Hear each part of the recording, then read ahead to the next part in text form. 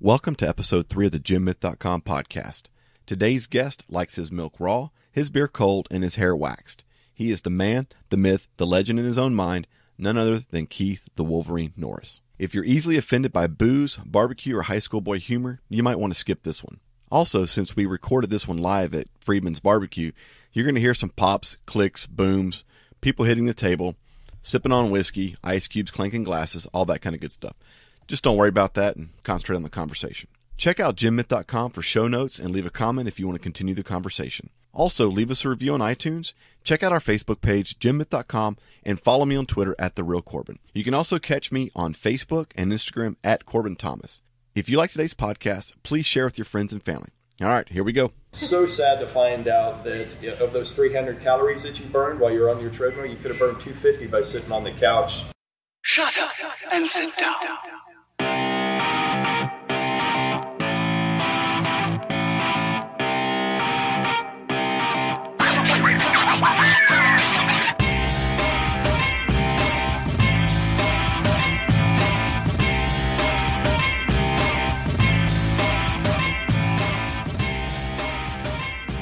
You ready?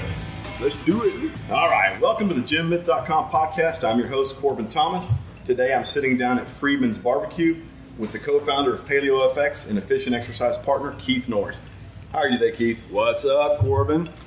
Man, I'm doing well. Looks like you've got a big plate full of barbecue and a nice cold whiskey there. Yeah, it's a monkey shoulder scotch. Oh, scotch and barbecue. Pretty pretentious for a fitness guy. I can't think of a better post-workout meal. Excellent. We are also joined by Michelle Norris, CEO and co-founder of PaleoFX, and Mike Polano with ARX Fit. What's up? Hey. How y'all doing? Looks like y'all are eating barbecue too. And I'm a little busy over here, Corbin. There's something over there I can't talk about, but it looks like a barbecue. Oh, you can talk about it. It's a piece of bread. We're eating bread, so whatever. With lots of butter. It's getting crazy. Lots of butter. Vehicle for butter. That's right. That's what Jimmy Moore says. All right, so kind of, Keith, we met about 4 years ago at the Mark Sisson meet and greet. That's MEAT, meet and greet. Mm-hmm. And, since then, I know you've been jealous of my good looks, my carefree attitude, and my food belly. So, just you don't have to be jealous anymore. Just, okay. It's all good. So I didn't know it was showing, but a little bit, I'm kind of showing. About 6 months, but, it's all right. It's all right. All right, so we're going to get started with Mr. Keith today. And I came across this on the internet. I'm not sure if it's true or not, but I wanted to get your take on it. if it's from the internet, it's true. It's true? Yeah. Well, this comes from the ancient scrolls of the Physical Culture Club. Predicted a birth of epic proportions. And this is how it predicted it. It prophesied that a child would be born in the greatest land of the Lone Star State. He would be born with an iron implement of building great strength in one hand, a flat top comb in the other, and you would know him by his fuchsia-colored posing cloth. So, is that you or not? They pretty much got it right, yeah. Except you don't comb a flat top with a comb, you actually use a brush. Flat top comb. I thought you used a comb to cut it. That's a brush. Oh, to cut it. Now, to cut it, that's something different. Flat top 101. I keep the long pimp hair, so I don't know anything about flat Actually, tops. you can't imagine what it takes to find a good flat top barber. That could be a whole other subject for a whole other podcast. Do you use product, or is it you just kind of blow and go? I can pretty much blow and go. I do use a product. I do put, there's a wax you can put in to help it stand up. Candle wax? Yeah. But really, I mean, I can go, Michelle and I were, a week recently with absolutely no toiletries. Yeah. For a retreat we went on, and it was flat top the whole time. Nice. Stood right up. Once it's been trained, it's kind of hard to get it to life. Well, you have to have a block head, too, that helps. Well, before you dive into that rib there, It's almost gone, bro. Let's get some background. What got you into personal training? I know you had you sold pharmaceuticals or pimped pharmaceuticals at one time. Kind of give us your background, starting from those great high school photos that were posted of you on Facebook the other day. I started off working for Pablo Escobar back in the early 80s. No. This is $20 whiskey. Don't make me spit that out. No, I started off as a young athlete, 12 years old, running track and field. I ran AAU track and field in San Antonio, which in San Antonio is a really, for youth athletics, it's really it's a hub. It's a great place to to be a youth involved in sports is a horrible place to be an adult, because I don't know what happens after 18, but the physical fitness just falls off the map in San Antonio. But It's the Mexican food. It's it's Mexican food, and it's the the mañana culture, and But anyway, was exposed to fantastic coaches during that time period. Really innovative and forward-thinking coaches. One of which was a contemporary of Boyd Epley, in fact. So that was pretty wild. I started off as a sprinter, and as I matured into a body that was not necessarily that of a sprinter, and was tired of being walked down in the last 20 meters of 100-meter race, I kind of started to concentrate more on football, to where quickness mattered more than just all-out speed. And long story short, had a good high school career, went on, played at Texas State. Had a pretty devastating knee injury at Texas State that took me out of the game. This is in the mid-'80s, to where 1880s or 1980s? 1980s. Okay. Yeah. We actually had non-leather helmets at that time. Excellent. Suffered a knee injury, and at that time an ACL injury. Was pretty much the end of a career. This is mid-'80s, 1980s, and when you had an ACL injury at that time, you were pretty much done. Yeah. And I had an ACL and MCL injury both at the same time. Both ligaments ripped at the same time, same hit. I rehabbed it, and Texas State was good enough to honor my scholarship during the rehabilitation process, and at that time they did not. I don't get into the college football rules at that time. They could have let me go at that time, and recruited another kid and off and running, and they didn't have to waste a scholarship, but they did. Saw me through that.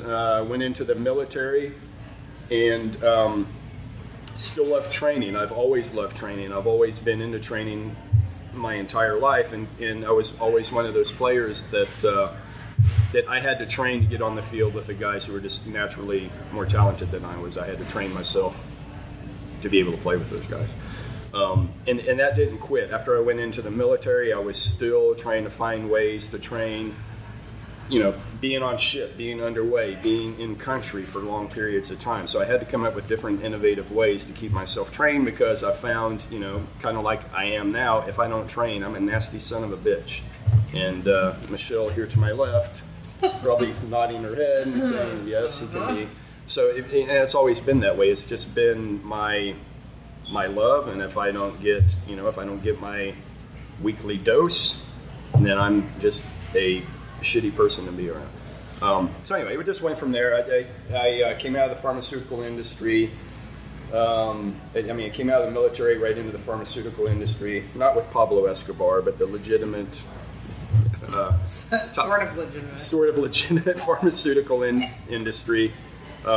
Did that for 17 years or so, and at the same time I was helping. I had a good friend at East Carolina who was the head strength and conditioning coach at East Carolina, so we had a little, before he moved to UNC, we had a good little deal going to where I could help train and help him train the kids out there, and I had a gym to go to. So that was, so I guess I have been involved in this industry my entire life, either from being the athlete to being the coach to being the innovator, trying to find what works. What can I do when I'm underway at sea for 3 months? What can I do, when I'm in country for 6 months and you just don't have access to anything? So I've seen a lot of change. I've seen just about every innovation in strength and conditioning come into vogue, come out of vogue. We were talking about this just a little while ago, where we're stuffing our faces with barbecue, but at the end of the day, it comes down to hard work, and even better than that, smart hard work. And that's something that the industry, still doesn't like to hear, because it's not sexy, like you, Courtney. That's right, not sexy. Excuse my coughing, I've got some allergies. So when I first started pumping iron, lifting weights, it was bodybuilding. 3 sets of 10, 4 sets of 10, hit it from every angle, try to get big as possible. Pictures of Lee Labrado. Pictures of Lee Labrado. I actually met him at Gold's Gym in Houston. I don't know if I've told you this story before. I was sitting there with a friend of mine. We were working out, and Lee Labrada's pretty short. He's about 5'4". Lee the Flea. So we walked in there, and he's like, "Hey, I'm Lee Labrada." We introduced ourselves. My buddy's name was Ian, and he's like, "Oh, In and Out?" And he's got this hip thrust going on, and that's my vision of Lee Labrada. So Keith just spit rib all over the floor. Sorry about that. That's a huge waste of rib. That's okay. The rats will get it. There are no rats at Friedman's. Not yet. So did you have the same, did you get into the same, I guess, Bodybuilding culture? with muscle and fitness and... I came about it a different way. So Okay. my first Jazzercise, Keithercise? Jazzercise, yeah, leg warmers, that whole bit.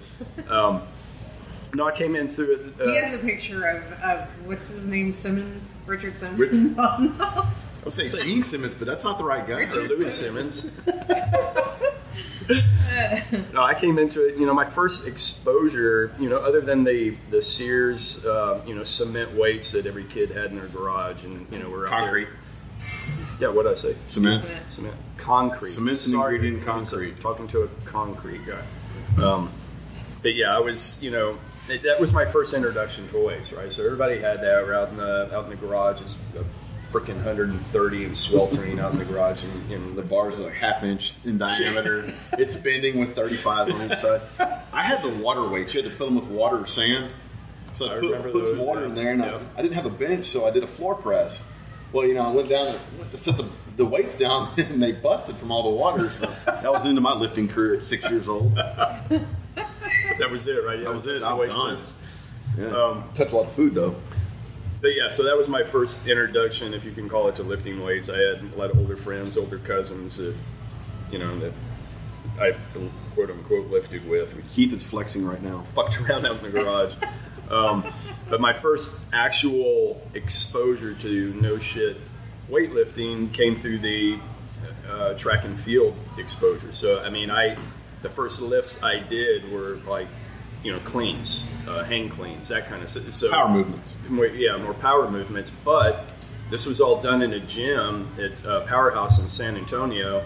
And Michelle can tell you stories about Powerhouse because she knows the place. I mean, it was just a hub of everything, every legitimate type of lifting you could think of. From the San Antonio gunslingers worked out there back in the day. Everybody who was in the physical culture and went to Powerhouse, and that did include the bodybuilders.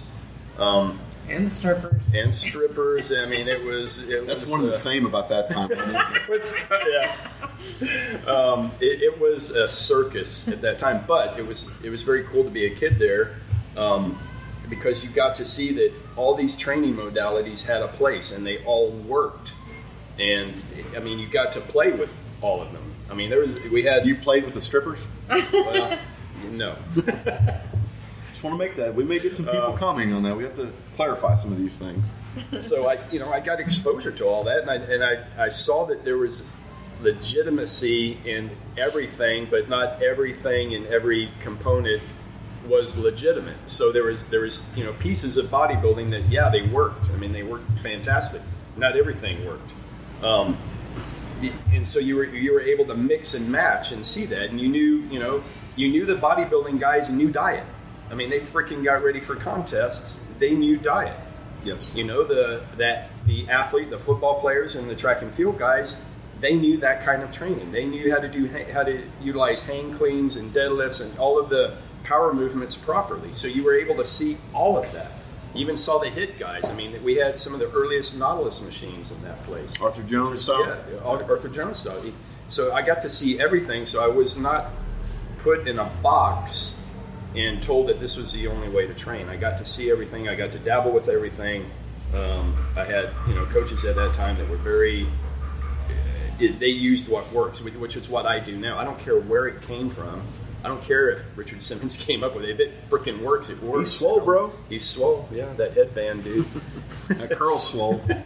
But yeah, so that's how I came up. And so I came up, I guess, very liberal-minded when it comes to lifting and protocols. And, if it works, I'll use it. I don't care who created it or where it came from or what, camp it's associated with. I'll use it.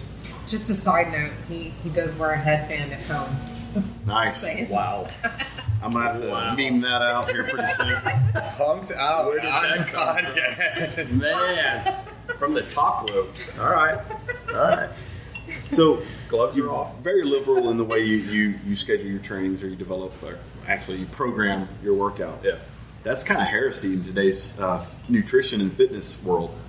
Everybody wants to specialize and be the king of, I'm the king of CrossFit, I'm the king of HIIT, I'm the king of, floor pressing, or whatever the case is. So yeah, E.O. Wilson said specialization is for insects, and I agree with that. So, and again, I'm not training for an event, and there's a big difference. So if you're training for a specific event, then your training has to be specialized. That's you take a hit on health to train for an event, and I think people forget that that athletics, training for athletics and actually competing at a high level in athletics is not healthy. And I mean, they had that conversation a lot of times. It's anything but healthy. Well, we had some comments on an article I posted and stuck to your page yesterday on Facebook about the 15-year-old kid going into high school. He was held back from the 9th grade to go back to 8th grade. 15-year-old kid, uncle spending $15,000, $20,000 a year on 10 different trainers, so this can get to the pros. I mean, that's ridiculous. Yeah, and knowing anything about athletics and how kids mature, there's that certain subset of kids that matures very, very, very fast. And I've seen that in coaching, myself. You see the kids that are just 2 heads taller than everybody else for their age, especially in that 8th grade, 9th grade type. I mean, it's 11 to 14. Yeah, it's just comical how different they are. But the thing about that, those fast developers peak fast and they level out. So I hate to say it for this kid, and I would never predict the future, but I would imagine that this kid's going to peak out in about a year or 2. So he'll peak as a sophomore. He'll be a badass sophomore football player, and that'll be it. Yeah. And he'll just kind of level out. Yeah, I mean, he just, and that'll be it. He'll be 6 foot tall, 200 pounds as a sophomore, and he'll graduate 6 foot tall, 200 pounds. He may be a fantastic athlete and go on. Who knows? But I've just seen this so many times, and I think it's perpetuated by college coaches who are they're trying to keep up with the arms race, or going after the best prospects they can to get them signed early. This kid's going to be signed by somebody in the next couple of years, and you guarantee it. It's just kind of a sad thing to see. They're scouting him in the 8th grade. Sure, yeah, that's crazy. Sure. I mean, he hasn't barely hit puberty yet. Well, the thing is, he's hit way beyond puberty. Well, I guess that was an article too. They called him a specimen. I thought that was a pretty funny term to. And I'm sure he is a specimen for that age. But the thing is, he's going to be a normal high school senior when everybody else catches up with him. I've just seen it, so many times. Maybe that not to that extreme, but if I was a betting man, you're going to put $100 on this kid, being a collegiate superstar. I'll put $100 that he will not make it, and I think I like my odds. Baseball is one of the ones that I see it in. Pitchers come in, they're very dominant, and especially around, I'd say, 11 to 14. They come in, they blow everybody away, they're striking people out. And then around the sophomore, junior year, people are rocking them, high ERAs, and the parents are just distraught that they had this stud that they were hoping it was going to banking on. Yeah, bank.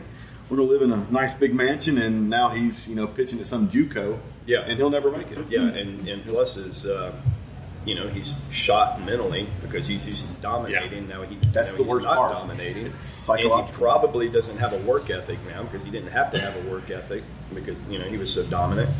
All of this stuff is just hard to watch. Now contrast that with someone like J.J. Watt, who matured very, very late, was recruited by exactly one school, which was Central Michigan or somebody like that. He went to Central Michigan as this tall, scrawny tight end. He wasn't a tight end. He was getting beat around, and then he finally transferred to Michigan and went on. He's J.J. Watt now, but that's a much different process, right? So kudos for Central Michigan for looking at a kid like that and going, wow, that's a frame. I can look at this kid. I see some potential there. And you can tell kids who are not physically mature yet. I mean, you can look at him and tell this kid's going to be able to put on some meat. I mean, he's just not mature yet. So kudos for them for actually, going out on a limb and recruiting him. Unfortunately, they recruited him for the wrong position, but, whatever. And now Michelle and I saw him play last year at a Texans game. And let me tell you, the stuff you see that guy do away from camera, the teams have to double team him for plays that are going opposite side of the field, and he's still thrashing through a double team and making a tackle opposite side of the field. It's freaking incredible. I mean, he's big, strong athlete, and it's scary. Does not stop. Does not stop. And I can't remember I can't remember what the circumstances were of that game, but it did not matter if they won. It was late in the season. I can't remember how. We're talking about the Texans, right? They never win. Yeah. It did not matter. It was either the last or second to last. It was game. the last game. It was the last game. It did not matter did not matter. And he was just no stop, just blowing and going the whole time. I mean, he could have rolled over during the season, but he plays for passion and love the game. He's a great guy. I mean, you love a guy like that, and you love the fact that he had nothing given to him. And we're getting free refills of beer here at Friedman's, so just if you hear a bunch of noise, that's what's going on. And monkey shoulder. Rocks. On the rocks. I'm ready for that drink. I'm two-fisting beers and whiskey. I think Keith is going to get some whiskey. Mike is a teetotaler. He's unfortunately drinking water. Yes. And Mike's Michelle, recovering I'm not sure what Michelle's drinking. My drink is coming up here in just a minute. I already had one. You look drunk. Really? That's funny. That's not something something I hear very often. She's a PaleoFX CEO. This is a normal day for her. If you've ever been to a PaleoFX party, you'll know the liquor flows like water. Speaking of water, did the it is Paleo like water the ever take fountains off? of David. I've got an affiliate program. Excellent. Sign me up. That and the Paleo air. Well, I watched you tweet out last week and on Facebook that you were at That's in kind of Houston for for he's NASA. stalking you. I'm stalking you. I stalk Keith Norris. I stalk his photos because he's got some great ones out there. So you were at NASA. I guess the rumor was that you were battling Greg Glassman for a spot on the Mars to open up a gym. True, false? True. What's going on? True. I don't know how y'all figured that out. Yeah, it's true. I've got insiders everywhere. It was ArxFit versus CrossFit. Yeah, we actually, this is our third trip dealing with the NASA people.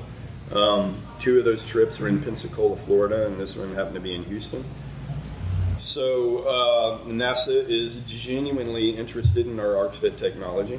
I think we've succeeded in demonstrating to them that the eccentric overload, especially the eccentric overload that the ArxFit provides, is a missing piece of their astronaut training countermeasures. Both. In space or both, actually, okay. Yeah. So they have a countermeasures program before the astronaut leaves. They have obviously an in-flight countermeasures program, and then they have a post-flight countermeasures program because when these guys and gals get back from even 6 months in space, it's a hit on them when they initially, How much muscle mass would they lose in 6 months? Well, so this is interesting. So it used to be they lost a lot. Okay, and yes, I say a lot. I can't give air quotes. I can't give you any definitive numbers, but it's a lot.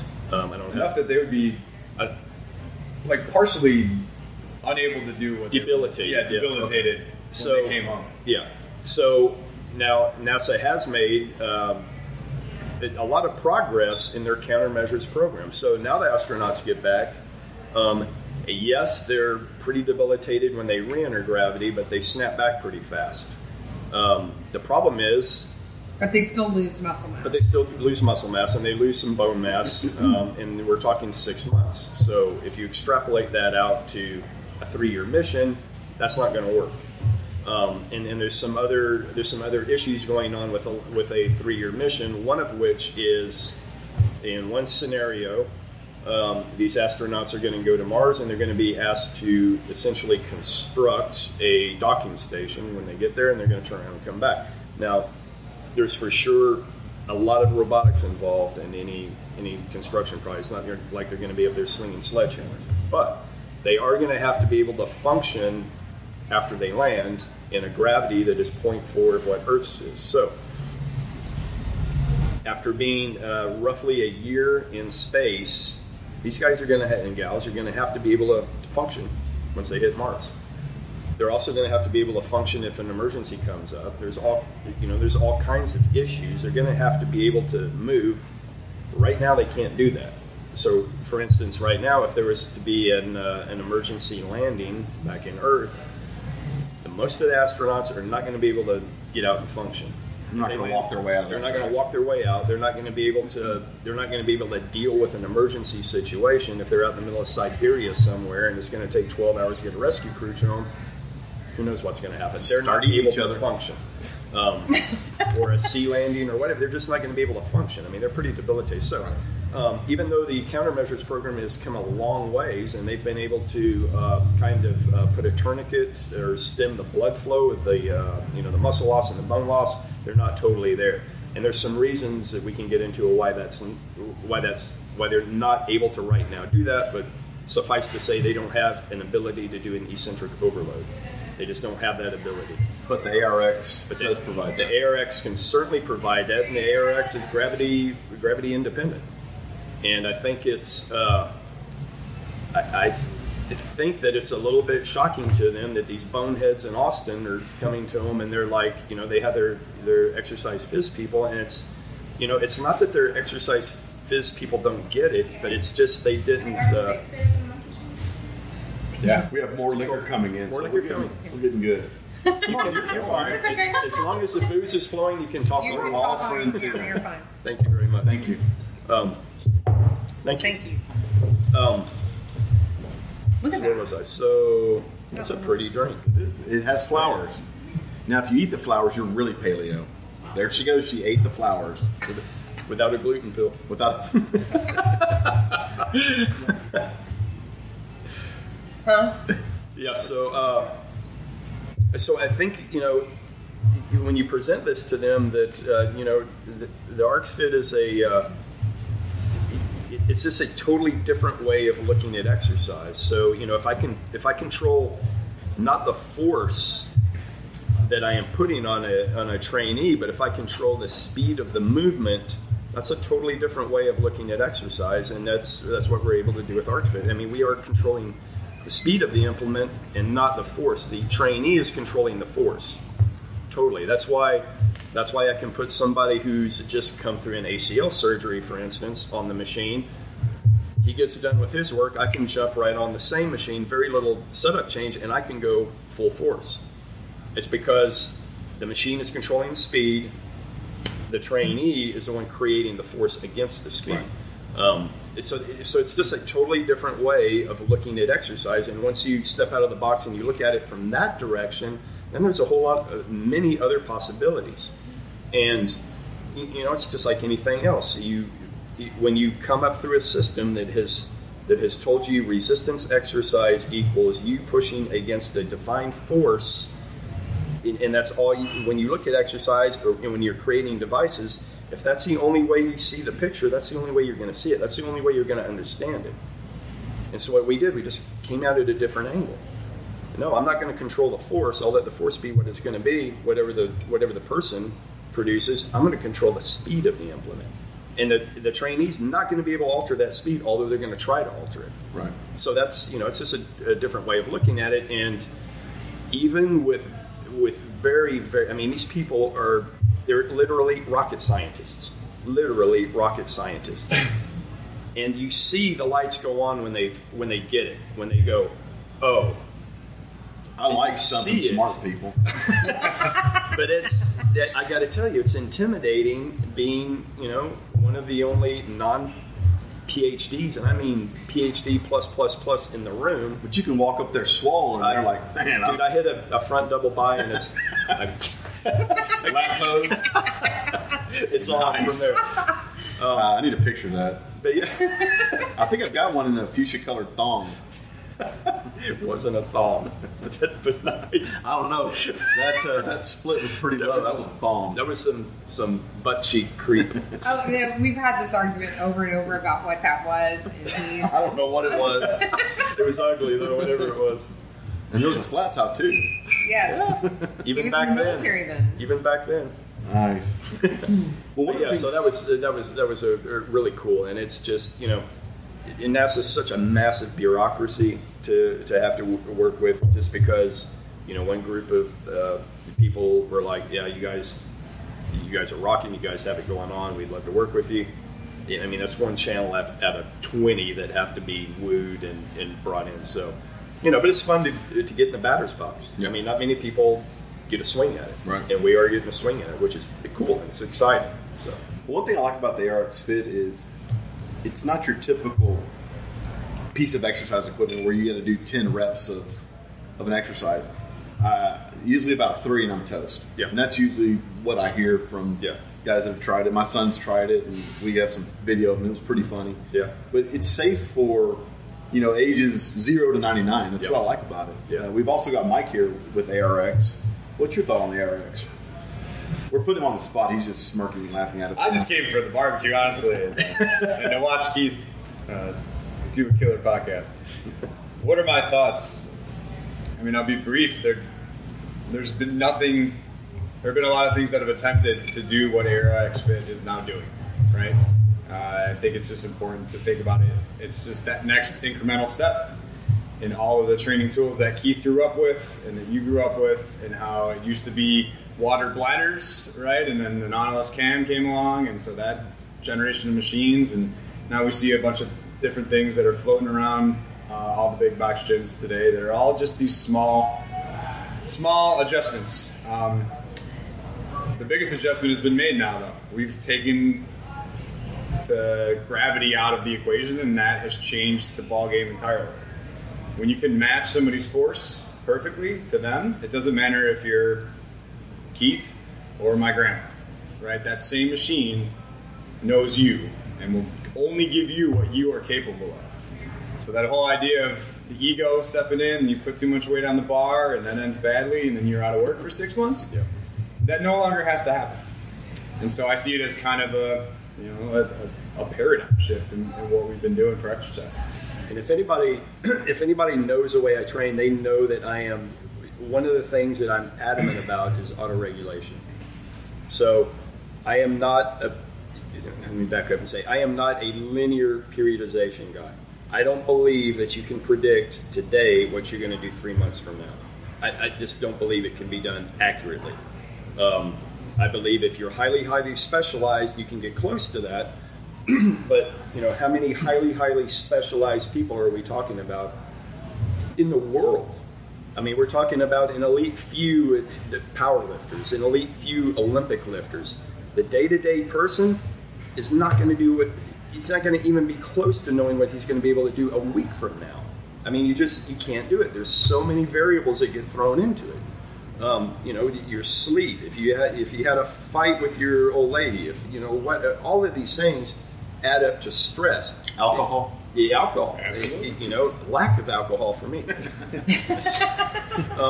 But all of these things add up into stress. So that the best that you can do, and the way I've been able to train for as long as I have, is I've always been a proponent of auto-regulation.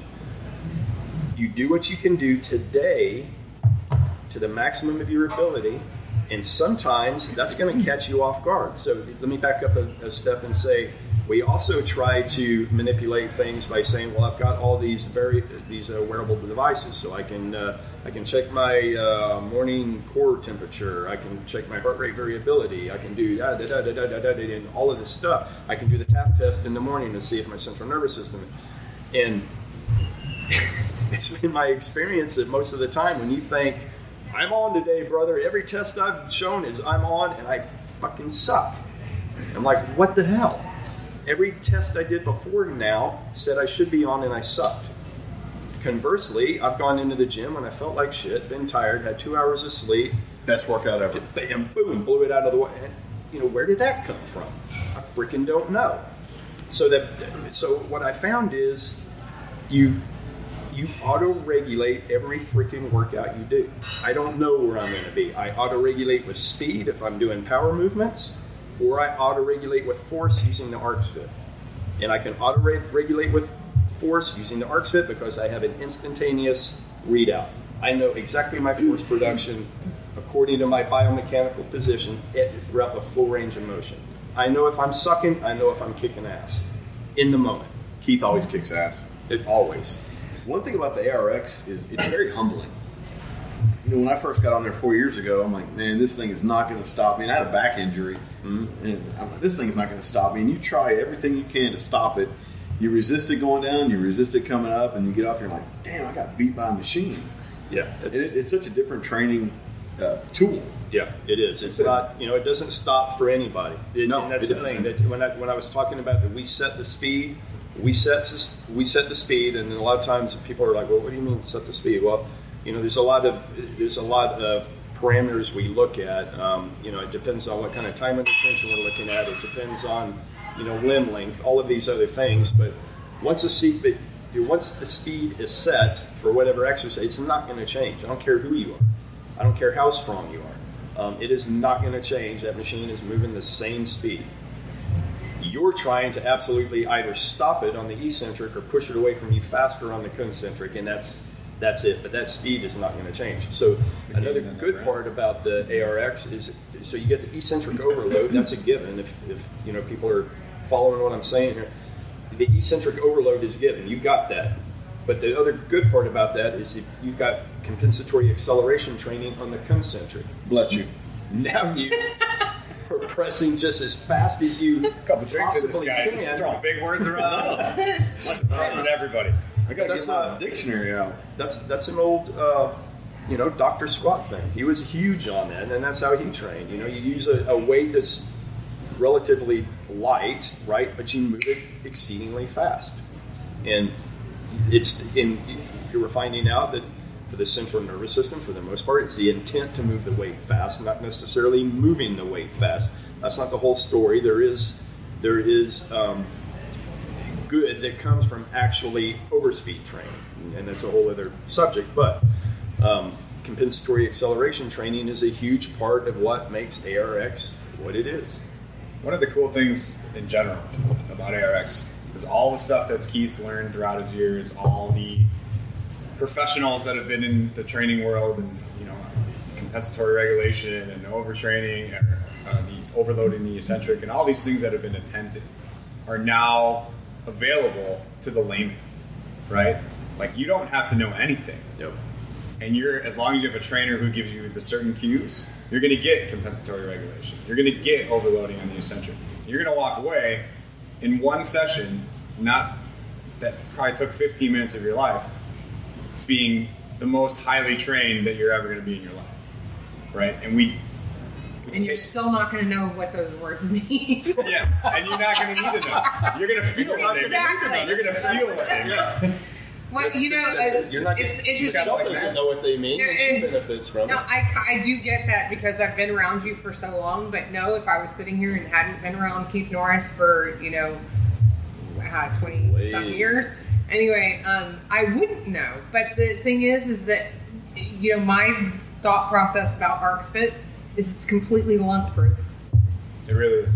It's totally lunk proof. You cannot have some dude come in there and screw himself up because he's trying to, load the bar and throw it around and impress the girls. It's lunk proof. They can't screw the ArcsFit up. It's the game that you can't win, but you play it every day, right? Right. And you don't have to put the weights up when you're done. It is. It's exactly like golf. It's like golf in the weight room. Well, that's a good point too. So I came of age using chains and bands, trying to match the strength curve. All of those, and those are good, and it's a step in the right direction. Didn't you God invent Almighty, what a setup it takes! It takes forever to set it's still a guess at the end of the day. It's still a guess. It's still not perfect. I can get on the ArcsFit, and bam, it's automatically set up for me, and it's auto-regulated. So there's no guessing. I'm going to produce what I'm going to produce, and the machine's going to be right there with me. I don't have to guess. And if today's the day to hit it, today's the day to hit it. I see instantaneous. If today I need to cut it and go drink, then you do it. Well, if you purchase an ARX Fit today, you'll get the Keith Norris Follow Along DVD. That's right. So that's what we're offering today. Go to the website, arxfit.com. Buy one today, and you will get that Keith Norris Follow Along DVD. We're gonna have to go shoot that, Marvin. We're gonna have to shoot it. It's gonna be epic. Is that the one with the leg warmers? That's the one with the leg warmers and the box for keeper size. And the headband. And the headband. The disco ball somewhere. We're gonna throw an earring and an ear cuff in there too. It's gonna be epic. And a do-rag. And a do-rag. Oh, wait, the clown pants. You forgot the clown pants. Yes, and then your Automix white shoes and the fanny pack. I think we've had this conversation before. It's all news to me. It's an eye-opening experience. Well, one thing you're talking about auto-regulation and not being on day-to-day, you see that a lot in CrossFit competitions, powerlifting competitions, anything where the normal guys like you and I, well, you're not normal, but the normal guys go try to test themselves, and you see it on social media all day. I went for a PR and I missed. I went for that and missed. And then you'll see, felt like crap my pants, threw up, and then had the best lifting session ever. So it's you don't know what's going on day to day. You think you're on, but you're not on till you're on. Till you get the bar in your hands, or whatever the competition is. I mean, and it's not just in the weight room. I've been in football games where I felt like crap and had a fabulous game. Was in flow, and I've had games where I was came out of the locker room thinking this is going to be it, and stunk the place up. So it's a crapshoot at the end of the day. I mean, you can kind of find trends, right? Where these certain things set me up for a good performance, but you can never dial it in. You can't pinpoint it. And look, I like heart rate variability. I think there's some value in using tools like that, especially for people who have pushed themselves over the edge. Oh, this is what it's like to be in a state. I don't want to say overtraining, because that's kind of that's a way bad condition, but they've just pressed themselves too hard. Oh, that's what this feels like. I need to back off. But I think that for me, when I used heart rate variability, I looked at it and I pretty much knew. I mean, I get up in the morning, I'm like, yeah, I feel pretty good. Hey, I'm green. Imagine that. Or I got up in the morning and I'm like, dude, I feel like I've been hit by a truck. Wow, I'm yellow or red. Imagine that. I mean, but for people who can't dial that feeling in, and there are those people that not in tune with their body. Yeah, they're just not in tune with their body. I think it's a valuable tool to help you get there. But it's coming back to what I actually do in the weight room. Some of those days when I got up and I'm like, red, I should not be training, but I'm going to do it anyway. Bam.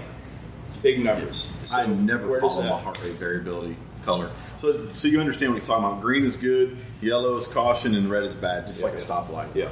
I've had days where my HRV was red, but I felt like $1 million. And I had days when my HRV was green, or I had an 8 or a 10 number, and I'm like, I feel like total horse shit. Yeah.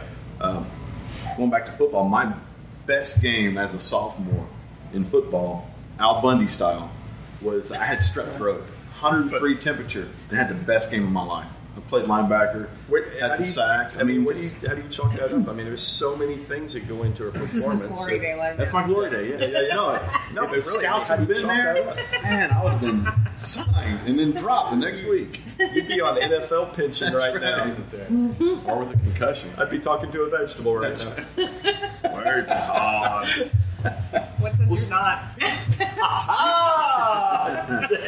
Michelle's full of them today. Sorry. Man, kid, I'm going to have to cut that portion out. Man. Well, speaking of vegetables, let's talk about your nutrition plan now. What does Keith Norris eat on a day-to-day basis? No vegetables.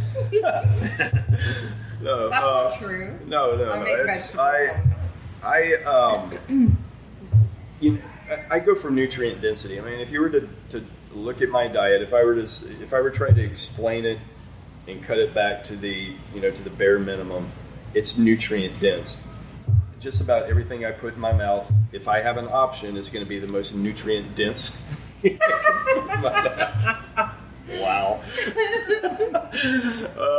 We won't tell you the gestures I don't even that are know. happening. So we had air quotes. I don't even know what you would call that. I don't know what you call air prick. It's like air blowjob. But that's it. It's a dirty podcast. I mean, for instance, one of the shakes I make is 6 egg yolks, cream, and a splash of milk and some protein. I mean, that's freaking dense. Yeah. Which protein? ID Life protein. Thank you very much. But yeah, it's just But that's how I now I'll eat vegetables because they're a vehicle for butter. That's a hackneyed phrase. No, wait, hold on. Our vegetables are a vehicle for bacon fat. grease. Yeah. Bacon grease. So But for that's, instance, that's us. Michelle made cauliflower the other night. Would I eat cauliflower normally out and about? Probably not. No one eats cauliflower normally. But when it's love sauteed with bacon fat, bacon grease, and onions, dude, I'll eat that.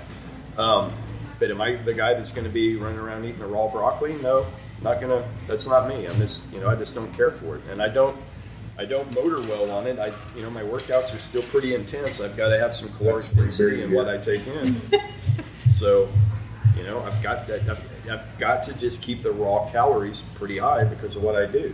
What do you think you're at? 4,000 calories, 5,000 calories? I wouldn't even know. I mean, and the thing is that today really was pretty sparse, other than what I just ate barbecue-wise. But really, I've been bumping my gums more than I've been eating. So I don't know. You tore that rib up pretty good. I hoovered that rib. It's not here anymore. Did you want to get bones? I think he ate the bones too. No. Okay. It reminds me of that commercial. They ate the bones. That fried chicken commercial. That's right. But yeah, for the most part, I'm not going to go out of my way to get vegetables unless they're done in bacon grease or something like that. I mean, I'm just not. I just don't care for them that much. I'm a Southern kid. I'll eat collards like they're going out of style. But again, that's love collards slathered in pork fat. No, that's the way to eat them. Right? That's the only way to eat them. Yeah. So I would say that my diet is mostly fat, moderate protein, and scant carbohydrate. And my carbohydrates are going to cycle, and it's going to depend on what my work output is. So for instance, today, if I were to have sprinted, and I do sprint workouts quite often, I'm going to eat a little bit more sweet potato than what I would normally eat. But again, I've been doing this for so long, I can tell if I need a little bit more carbohydrate, a little bit more glucose. I always need more carbohydrate. So, but I'm not, and again, I'm not a teetotaler either. I mean, I'm sitting here drinking. He's had 6 whiskeys, so yeah, I mean, I'm drinking whiskey. I like, I like some gelato now and again. I'm just, that's fancy for ice cream. That's right. So I'm not. But I think the key is I don't eat ice cream all the time. When I eat it, I enjoy it, and I'm done with it. And it's not an everyday thing. Although a cheat meal, it could be with me, but it's it's just not an everyday thing. Yeah, thank you, Bo Alexander, for that. Yeah, thanks, Bo Alexander, for there's a place. Yeah, where's Rapmaster B at today? He's not. You know what? It's unfortunate that he's driving to Dallas today. So he is coming back with a sled though, like a prowler sled. Nice, I'll be there. We'll let him go.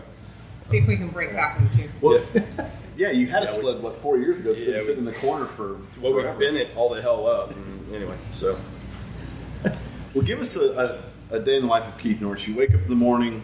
Do you eat breakfast? I mean, just kind of walk us through. Yeah, I'll go through today. So I woke up at 5, I think it was today. I a couple cups of coffee. While I'm slamming through emails first thing in the morning, I go in and I've got a training block from 6:30 to, I don't even know what it was, 10 today. So I'm training clients. I have a block of clients every half hour during that time. I did eat a couple brick bars actually this morning, and I washed that down with a big glass of grass-fed milk, full fat raw milk. Raw milk, yep. So I did do that right before I started training,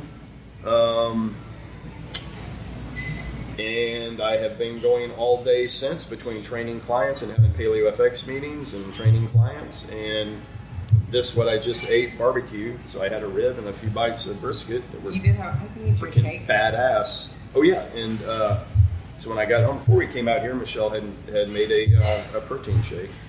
And I have no clue what was in that. I just chugged it down, so I can't. Protein, raw milk, and little bit, some strawberries and some cherries. Yeah, so that's A little bit of carbs. You know, and realistically, I'll probably eat again tonight. When we go home, we'll probably throw something on the grill because this isn't going to do it. No, this wasn't. This is an appetizer. That 1 pound rib was not enough for Keith's.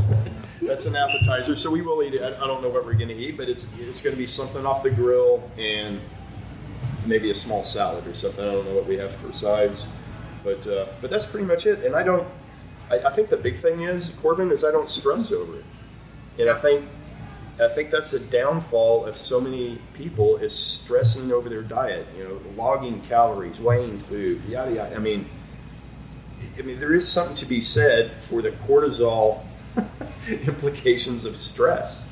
And that's huge. You start stressing over that stuff, and it's just, I eat till I'm full. I choose from foods that are for the most part good for me, and I don't worry about it. And I think the other thing is blasphemy is you got to exercise.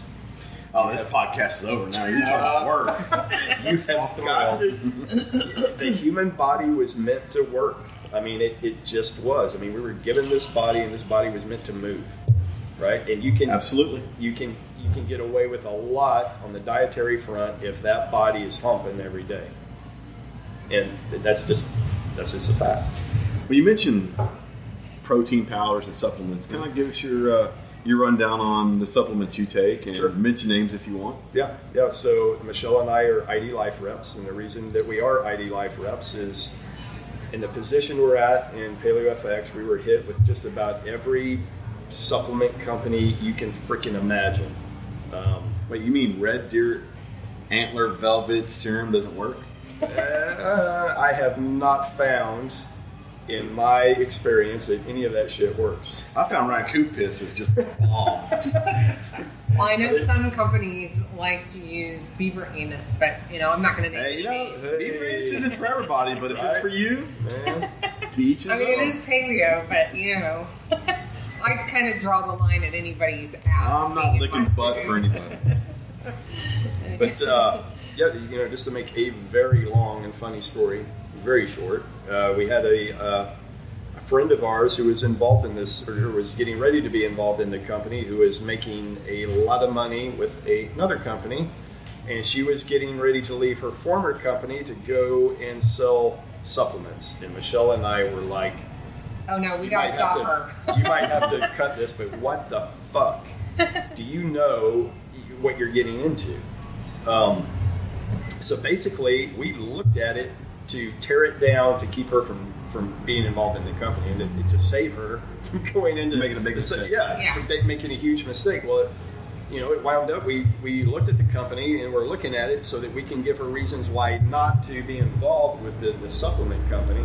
Because she's a smart person. I mean, she just didn't know supplements. She was a pharmaceutical She didn't salesman. know the nutrition side of things. Yeah, she didn't know the nutrition side of things.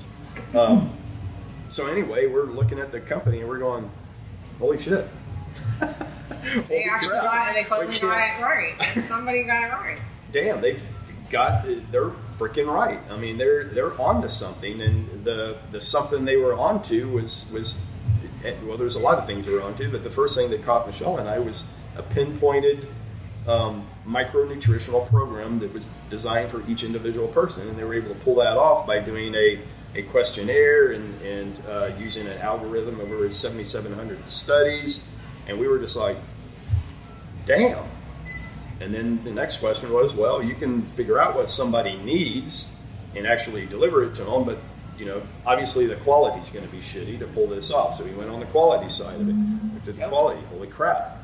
I mean, they're actually using top-notch quality substances. So No beaver anus. no beaver No anus. beaver Okay. anus in anything we have. So anyway, so Michelle and I went in to try to save a friend from getting involved in a supplement company, and we're like, okay, this is what we've been looking for. I mean, I believe that the right supplements work, but there are so few right supplements that the normal stance is to stay away from it, right? Right. And so that kind of rounds out our four pillars, that makes a person whole. You have to have the lifestyle dialed in. You have to get your sleep. All the boring crap nobody wants to hear. Hey, you need to get your sleep dialed in. You need to eat right. All of these things. You need to exercise. all of these things need to be in place. And is there a place for supplementation? Yeah, absolutely, if it's the right supplementation. So that's part of our business workings as well. And we live it day to day to day, but we're also financially tied to everything that we believe is right. So not only do we live it, but we're also, those are our jobs. The lifestyle side, Paleo FX, the exercise and the exercise equipment, efficient exercise and ArcFit, the supplement side of it, ID Life. All of these things, we're financially tied to it. So not only do we believe that it needs to be in place to make for a whole human being, we put our money on it. Well, the other thing is that it wasn't just that we put our money on it, but the thing is a lot of people have been like, well, you're paleo. You get all your nutrients from food. No, you can't. And Keith proved that. And we were of that same belief. And actually, before we ever heard of ID Life, we kind of got our butt handed to us on that one when Keith went and got his omega-3s tested and found out that, guess what? No, you're not getting it. I remember that. Yeah, and the simple thing is that you cannot compensate for soil depletion, environmental toxins, free radicals, GMO runoff, toxin runoff, you name it. So we don't have the same foods our grandparents had. We just don't, and that's the way it is. So everybody has nutritional gaps, and we've come to that realization. And the other thing for us is we know that not everybody's going to go paleo. It's not going to happen. As much as we would love it, it's not going to happen. Do I think at some point we're going to go mainstream? Absolutely. I believe that with all of my being and all of who I am. But the simple fact of the matter is there's still a good contingency of people that are never going to go paleo. This is the next best thing, because you know what? If you dial in your nutrition and you start getting healthy, then tendency is that you want to get healthier and you start going down different avenues, going down the avenue of eating better, the avenue of going and working out and getting, not athletic, what's the word?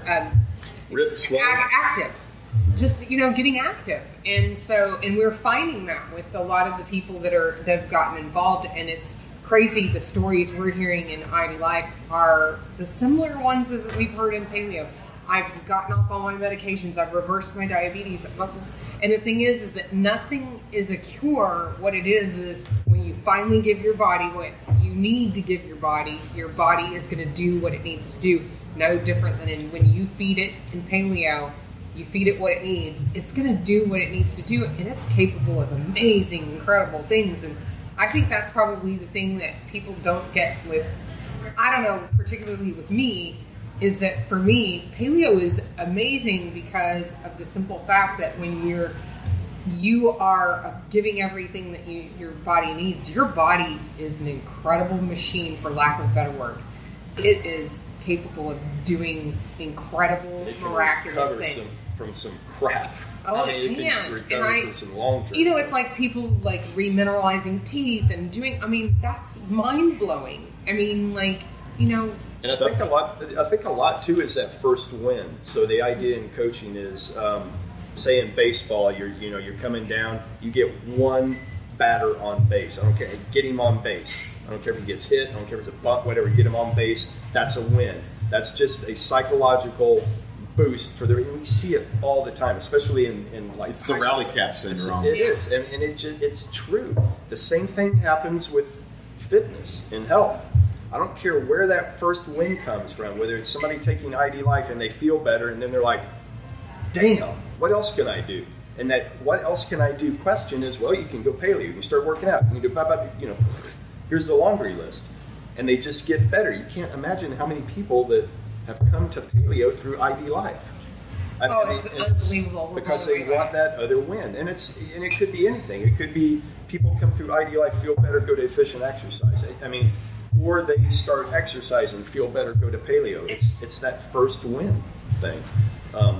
Whatever that person, whatever how you can get to them to get that first feeling of accomplishment is a win, and then you've got them. Then you string together two, and you've got them for life. Mm-hmm. You've really got them then.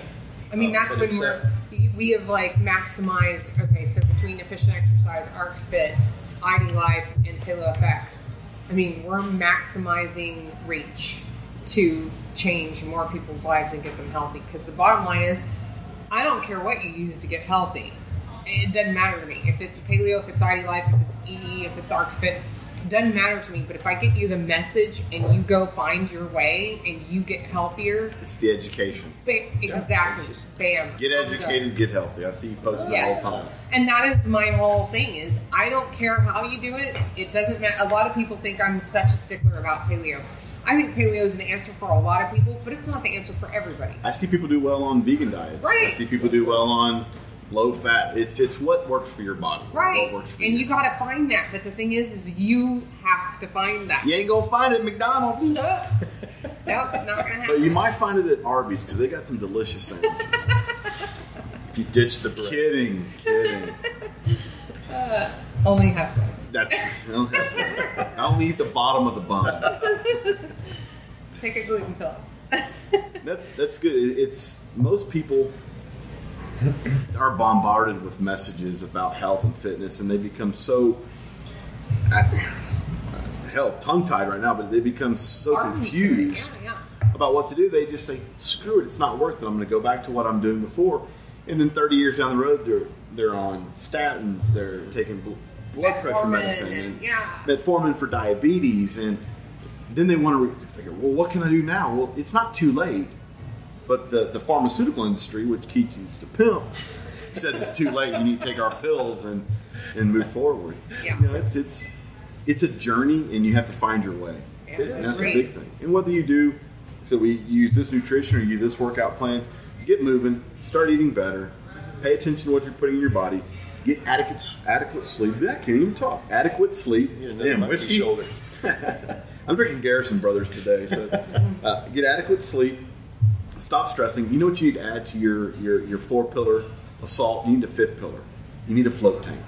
Oh, absolutely. Float tank. Totally. Zero gravity. Totally. Absolutely love them.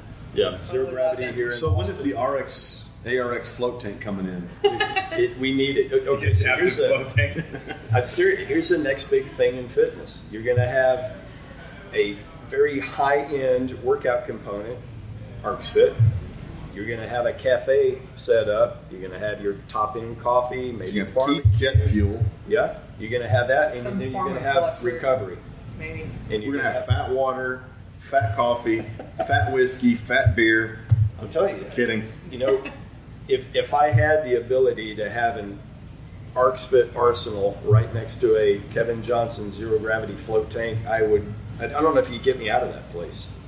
Keith would be a no. drunk I have a feeling that Keith would sleep there. He wouldn't. He wouldn't be able to move. He'd be drunk, hyped up on coffee, and then so relaxed from the flow session. It's just Michelle dragged me home.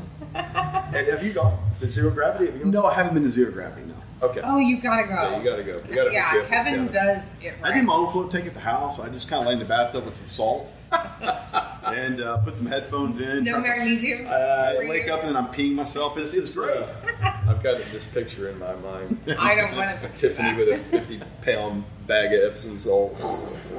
Relax, bastard. Well, speaking of relaxing, have you had any run-ins with the thong cyclist lately? I have not. Relaxing. That's funny. You know what? I'll say this about the guy. Yes, he's got balls, and everybody can see him. You know, the guy. I have to hand it to him. He's a happy guy. You know, he just. Well, he gets a lot of vitamin D. I mean, that's what makes him happy. He does. So this guy rides around on a bicycle with a thong. It's kind of gold. It's a gold lame thong. Yeah, it's. Michelle would know. I don't get that close, but it's a thong and it's a sight. I've heard stories. I mean, he'll get off his bike and stretch at the lights right out there, burn it 45th. You're like, oh my, get back on the bike, stay on. You came through. Is that our neighborhood? Is yeah, no, we were driving down Ramsey, I think it was. Which is where we live now, but. And Michelle is driving. I'm just kind of sitting there, looking, and I see this guy coming towards me. I'm like, okay, it's Austin. And Mike said, "Shoo!" You see stuff every day here in Austin, but I was like, well, that's one of the best. What? And at the same time, there was this squirrel running across the street. Trying to get his nuts? Yeah. Anyway, so there was a squirrel running across the street. Blushed. So I was like, oh no, I live with Keith Norris. I don't blush. He was in like, what did he do in the recline cycle thing? I mean, it was all like a recumbent bike. Yeah. Yeah, and he's tanning the top of his legs in. Yeah, it was crazy. So I thought Keith was making a comment about the squirrel. He bursts out laughing, and I'm just like, what? And then I see the guy. I see the guy on my, I'm driving, so it's on the, my peripheral vision, and I'm like, oh, okay.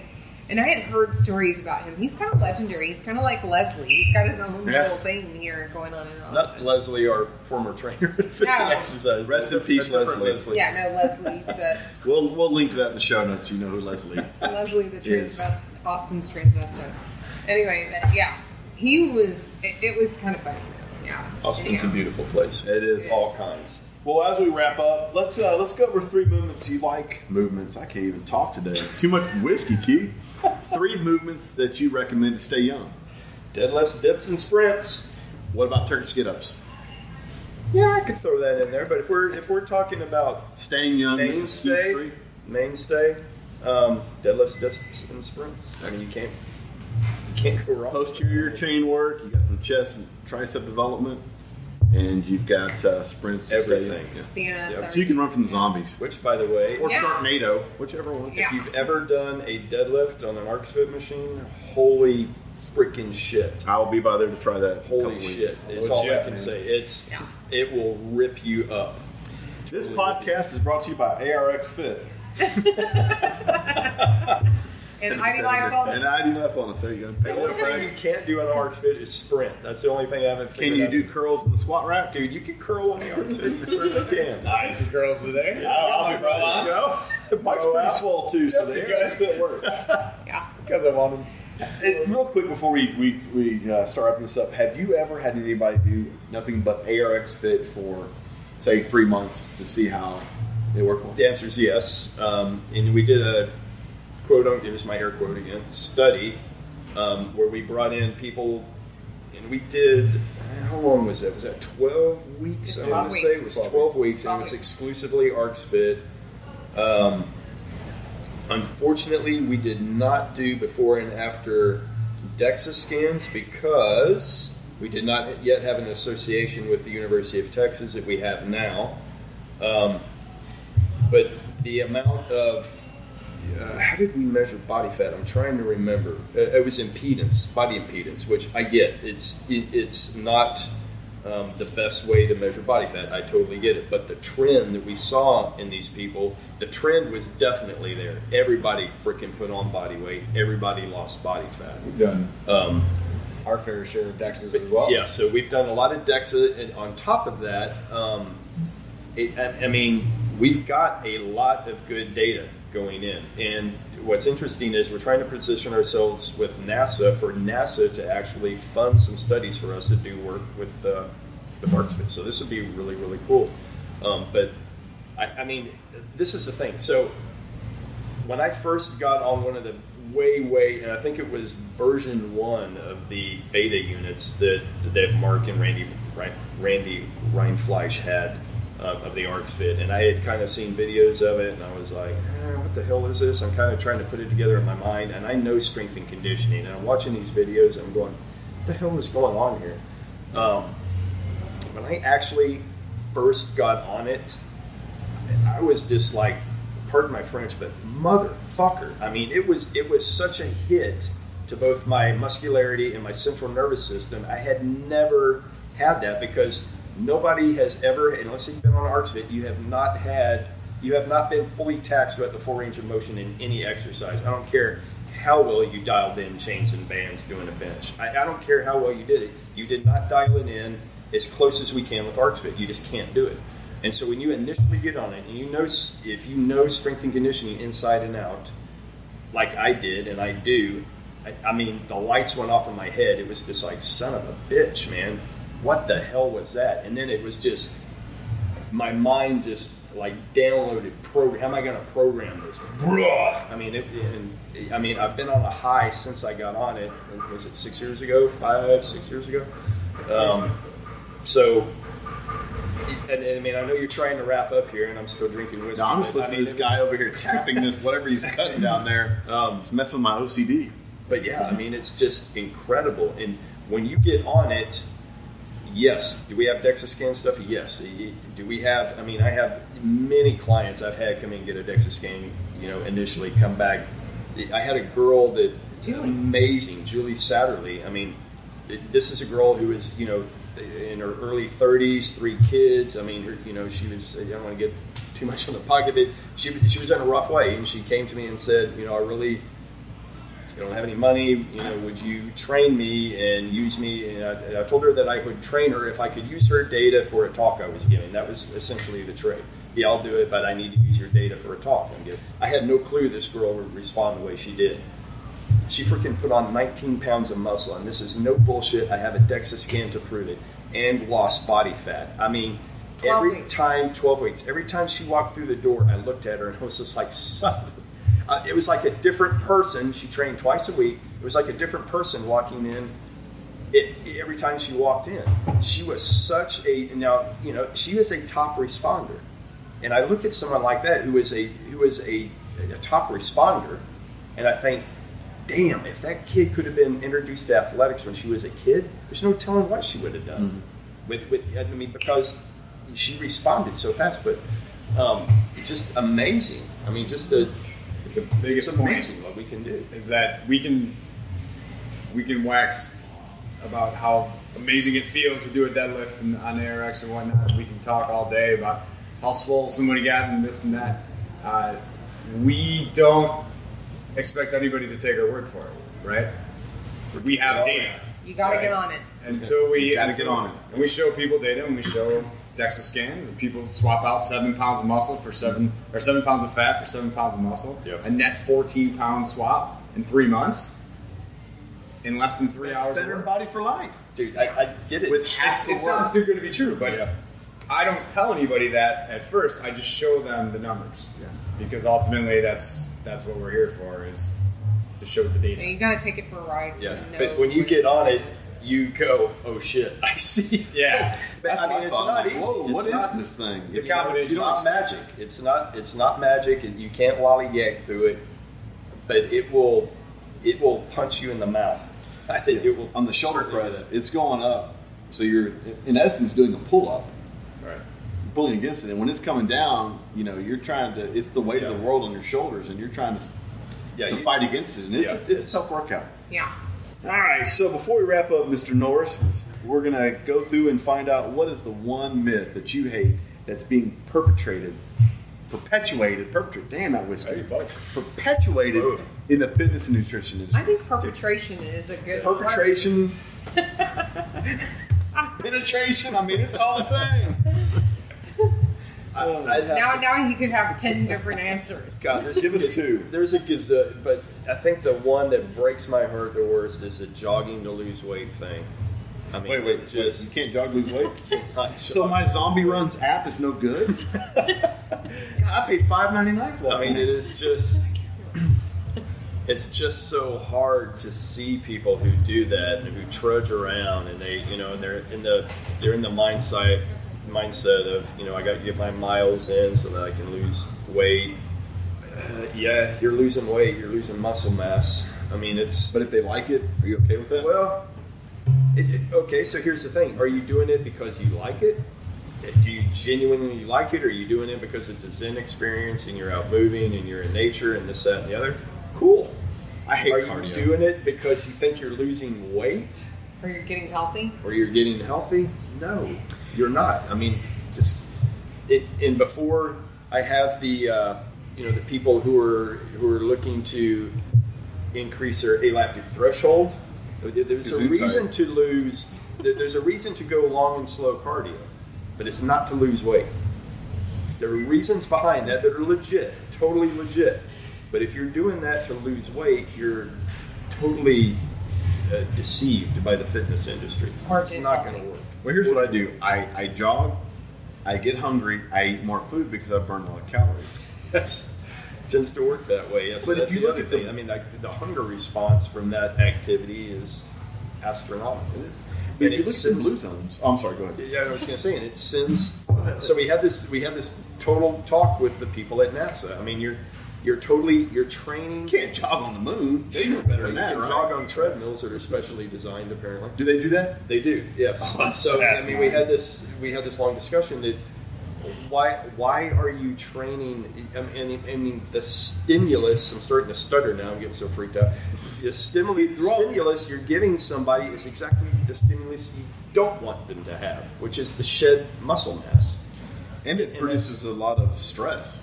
In recovery, it takes a long time to recover from seriously, recovery for people in zero gravity is not a problem. Because think about it, when they're not working out, that's like the ultimate float. They're floating the entire time. So recovery is not a problem. In fact, when we start having trials with ArxFit, we'll probably be able to train them about 4 times a week. Wow. Hard. And what do you Because train they now? recover about twice. Twice a week? Yeah. Because when they're not training, they're recovering. And I mean recovering. You're floating the other 22, 23 hours a day. You're floating, free floating. So recovery is not an issue for them. Sometimes sleep stress, their circadian rhythms can get off, but otherwise they're going to have to train a lot. It may even be almost every day. It may be upper body, lower body, upper body, lower body, upper body. And it may get to that point. But yeah, recovery is not a problem for them. But recovery is a huge problem for somebody who's jogging every day. Earthbound people, yeah. Gravity it's bound. just Mere mortals. Gravity bound. Yeah, and again, there's a huge difference between doing long, slow cardio if someone is looking to build an aerobic base with the intent of pushing the alactic threshold further away. Totally get it. I totally get it for MMA training, for 400-meter athletes, for just Basketball, basketball, soccer. all of that. Totally get it. But if you're doing it to think that you're going to lose weight, you're totally deceived. What you need to do is lift weights. And this is the hardest thing to get through people. Man, what? Lift weights to lose weight? No, to lose fat. Which To burn is really fat. To burn fat. And I guess the second, if there's another myth, it's that the calories burnt during exercise is what matters, and that's totally bullshit. Wait, I can't watch my readout on my treadmill. It says I burned 300 calories and I'm good? Yeah. So when you're looking at your treadmill, I'll turn this thing off people now. would be so sad to find out that of those 300 calories that you burned while you're on your treadmill, you could have burned 250 by sitting on the couch, freaking jerking off. I don't know. It's a hell of a session. 200. You heard it here first. Masturbation burns more calories than jogging. It probably does. Brought to you by ARX Fit. Oh my god. I mean, it's really true. I mean, your resting metabolic heart rates. You would not have a resting metabolic heart rate doing that. We've called that a hit session in my household. Too many whiskeys. It's starting to bleed. Yeah, this thing is going down fast. But the truth remains. The truth remains to what I said.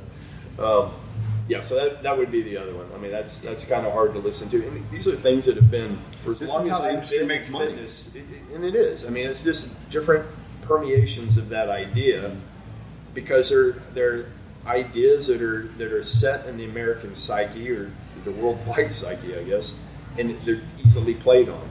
They're easily, every 6 months there'll be another something that plays on one of those two things, and it just the cycle keeps running. Calories in, calories out. Calories do play They a part do, absolutely they do. in weight loss. Yep, But they absolutely do. you can't outwork a shitty diet. No, you can't. No. And as soon as you say that, people are going to go, well, what about Tour de France riders?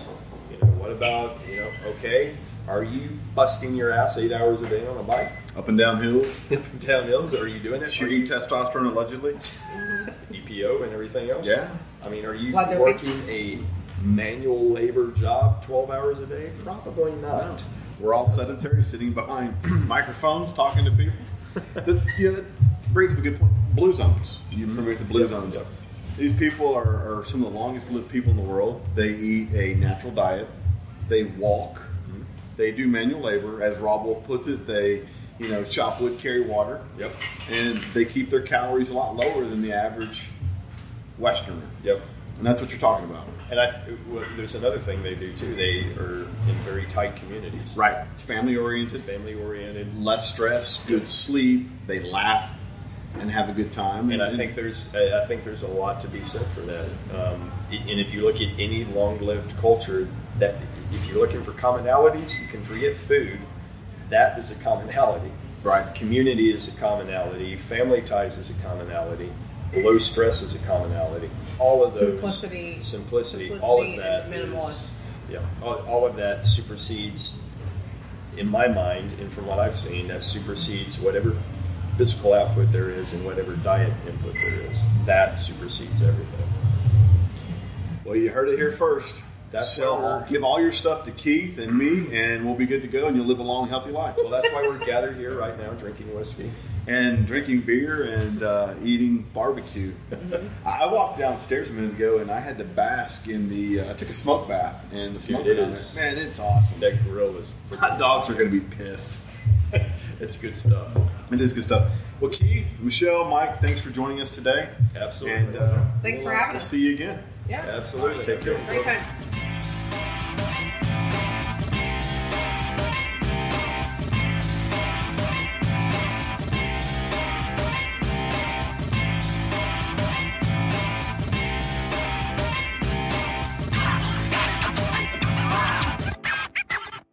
Royalty-free music provided by BenCloud.com.